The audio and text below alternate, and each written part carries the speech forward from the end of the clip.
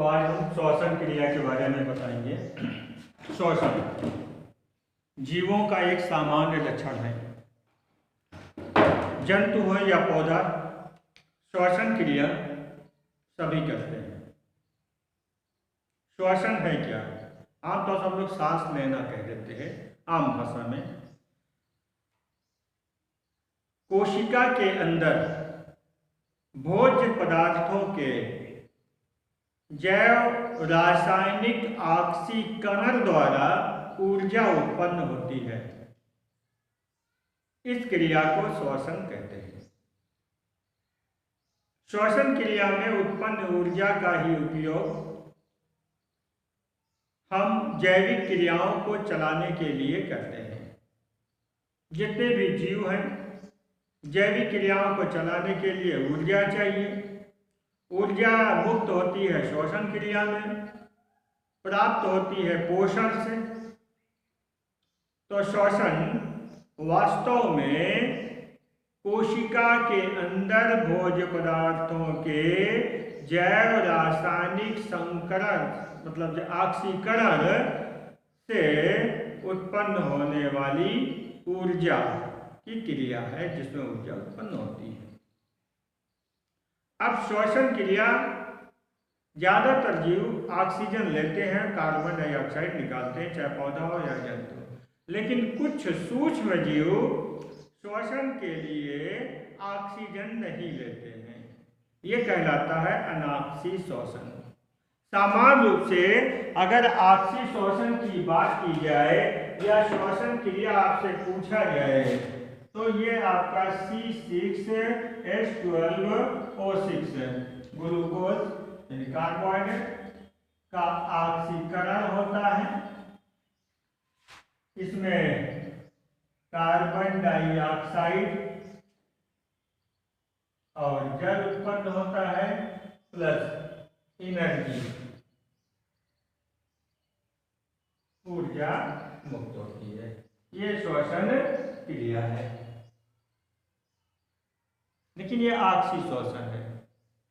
अनाक्षी श्वसन में क्या होता है? ऑक्सीजन की आवश्यकता नहीं पड़ती है। ये भोज्य पदार्थ है, इसका एक तरह से जैव अपघटन होता है, जिसको हम लोग किण्वन या फर्मेंटेशन कहते हैं। इसमें भी कार्बन डाइऑक्साइड मुक्त होता है, कोई भी कार्बनिक उत्पाद बनता है। अब देखिए 6 है, 2 दूनी 4, 2 6 8,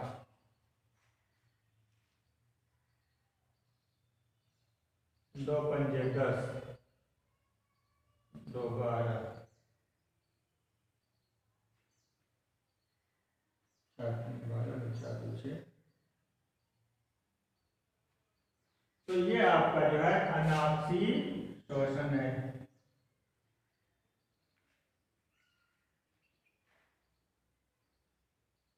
तो ये ऑक्सी अनाक्षी श्वसन, इसमें ऊर्जा मुक्त होती है, लेकिन ऊर्जा की मात्रा कम होती है। कितनी होती है अभी हम आपको अंतर में बताते हैं। तो ऑक्सी श्वसन, अनाक्षी श्वसन। ऑक्सी श्वसन में 2 चरण होते हैं। एक तो कहलाता है ग्लाइकोलाइसिस, लिसिस भी कह सकते हो, ग्लाइकोलाइसिस या ग्लाइकोलिसिस इंग्लिश शब्द है। और दूसरा होता है क्रेब चक्र। ग्लाइकोलिसिस क्रिया दोनों में होता है। अब क्रेब चक्र केवल ऑक्सी श्वसन में। ऑक्सी श्वसन क्रिया का पहला चरण ग्लाइकोलाइसिस, ये कोशिका द्रव में होता है, और ये दूसरा चक्र जो है माइटोकॉन्ड्रिया में होता है। अनाक्षी श्वसन में केवल कोशिका द्रव में ही ये क्रिया होती है। तो ऑक्सी और अनाक्षी श्वसन में क्या अंतर है?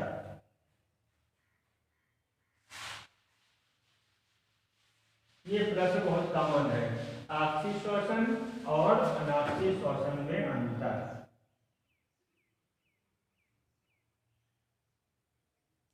ऑक्सी श्वसन और ये आपका अनाक्षी श्वसन।